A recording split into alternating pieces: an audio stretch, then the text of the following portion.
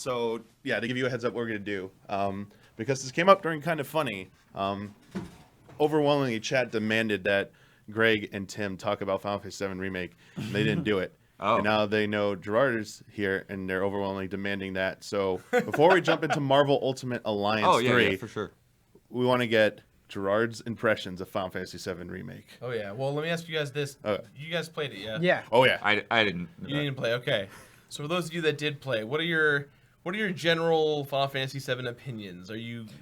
General like PS1 Final Fantasy VII Yeah. opinions? I mean, it was the game that introduced me to Final Fantasy, and so I have kind of an undying love for it, I would say. Yeah. Okay. What about you? So I played it years after. I played it after Final Fantasy X came out because I kind of had a lull in my Final Fantasy playing experience. Sure.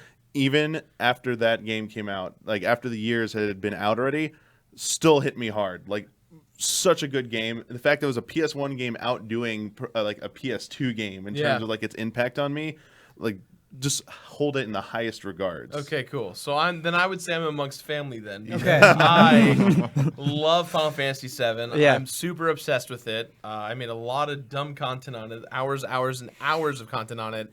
And I walked into Final Fantasy Remake with really high expectations, and I walked away incredibly pleased with what I saw. Yeah, it was very fun.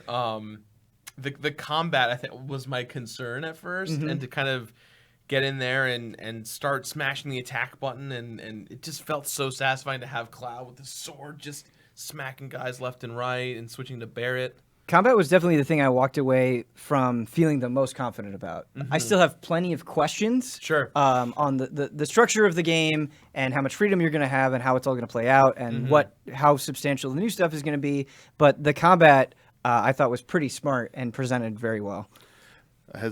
I had concerns about it converting from turn-based to real-time. Like this was when it was first announced. I was kind of skeptical because at the time, Final Fantasy 15, I think it was like still coming out.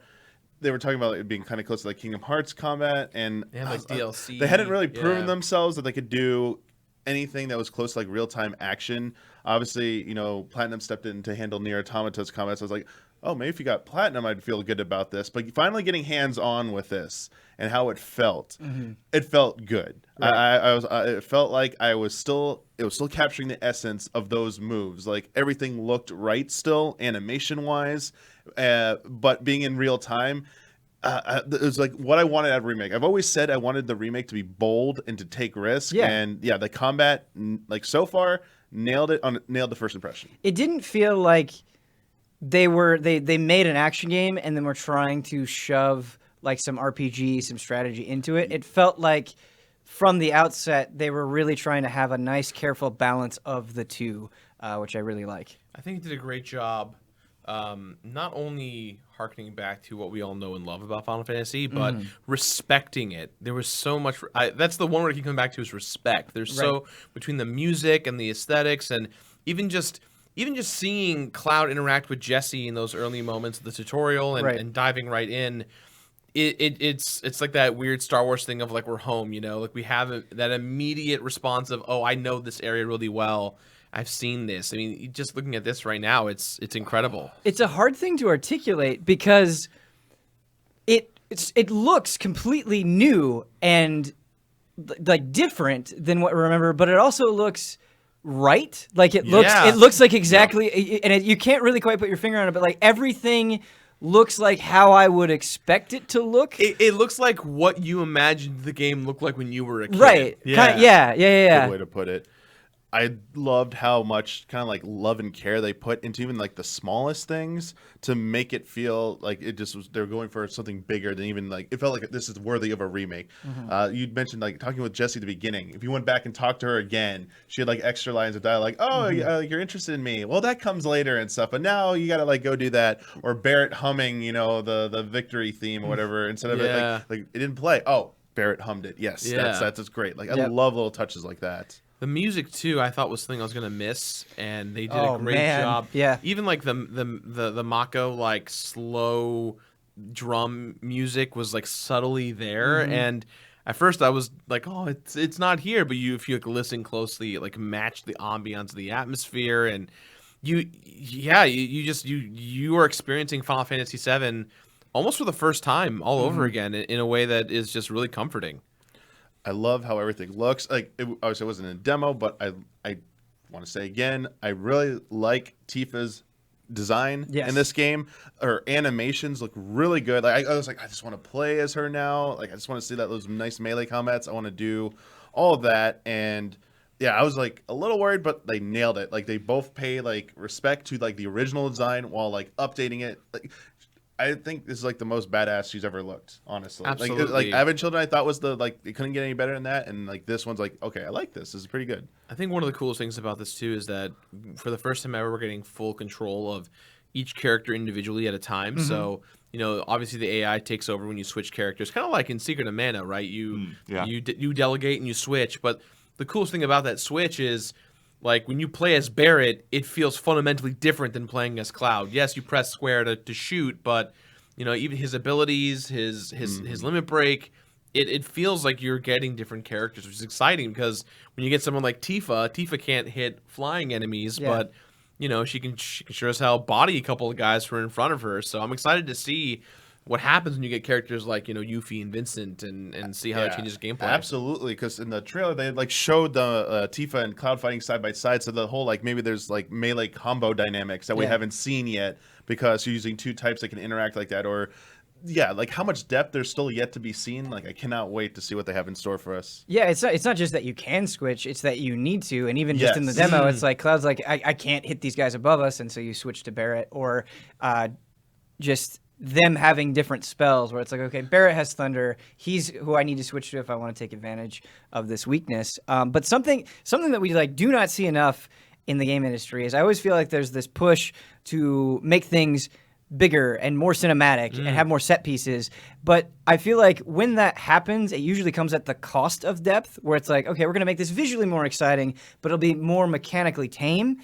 And in the Final Fantasy VII Remake demo that we played, the Scorpion boss fight is way more interesting than it was in the PS1 game. In the PS1 version, the fight's over in 3 minutes. Right. And so they're taking this new style and using that style to add more mechanics and make it a more interesting fight, which I think is very encouraging. And how insane is that to think that's just the first boss? Yeah. Like, what do they have in store for everything else we know is coming? And everyone's been everyone. I feel like if you were at E3 and you got to play the game, you kind of you really got to see what this was about, right? Everyone at home in the comments all over the place are like, I don't know. It's the first 5 hours of Midgard. It's a contained game. How are they gonna make this work? And honestly, even though Midgard's the first 5 hours of the game, we have 2 Blu-ray discs that are 50 gigs each. It's 100 gigs of Final Fantasy VII just in Midgard. That means this game isn't just 5 hours anymore. This section of the game, you're talking, it could be anywhere from 40 to 60 to 100 hours. Yeah, you're already seeing hints, Jirard, of what they might plan to do to add extra stuff. Not just the fact of converting it to even more realistic 3D visual style, but the new scenes we're seeing.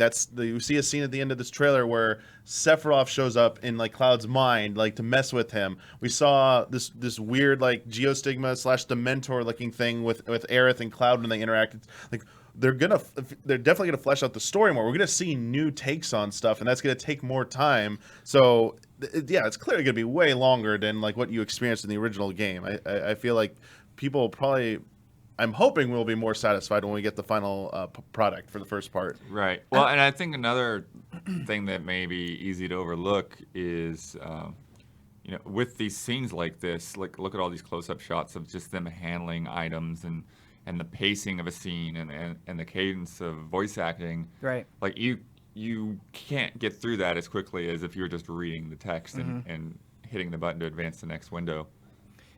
I also think, like, if you just take a look at this and you're like, it's only this location. Like, conceptually, this is one of the most fascinating spots in all of Final Fantasy. Oh, absolutely. 7. Right. And so the thought of being able to explore this place more, being able to explore Midgard more, is really exciting, because I think like just the idea of it and how much it like affects the people who live there, there's so much to dig into, which is really cool.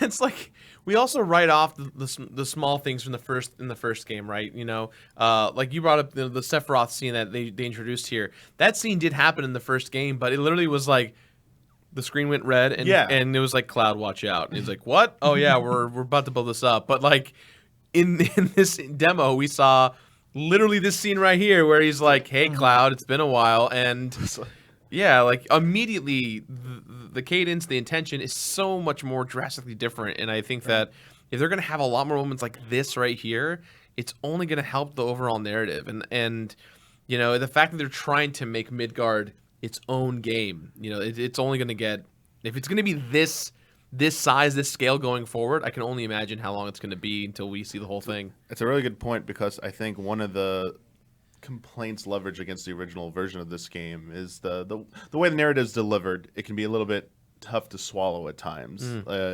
How character development is handled, what's really going on, basically got a little confusing to some people. They have a chance to maybe do it a little bit better, a better take on all that, Right. so it feel like it just comes off a little bit smoother this time.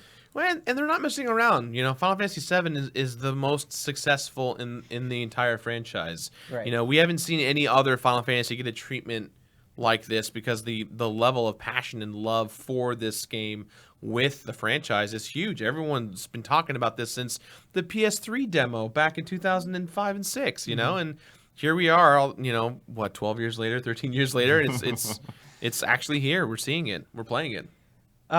Just to go back to the story really quickly, the story of Final Fantasy VII does get complex, but I think that complexity is exploring like a bunch of worthwhile things, like Cloud's struggle with identity, everything going on with Sephiroth, just the battle for the planet in general. I think, like, yeah, I totally understand, and I think it's valid to bring up, like, oh man, we might be playing this remake, you know, we might have to wait to finish the story for years to come. I get that, but at the same time, if it means we can kind of slow down and explore these topics a little bit more thoroughly, and give them just a little bit more time, I guess, to blossom, it might be an even better story than what we originally saw. Maybe. Yeah, absolutely. Not to mention the fact they can work in all the supplementary materials and games that were released around it to kind of flesh out that world building process, like working Crisis Core stuff and like things like that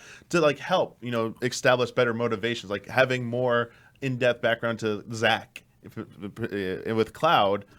I think would go a long way. Yeah. Especially Crisis Core. Zack is such a cool, fascinating character that literally defines Cloud as a person throughout the entire story.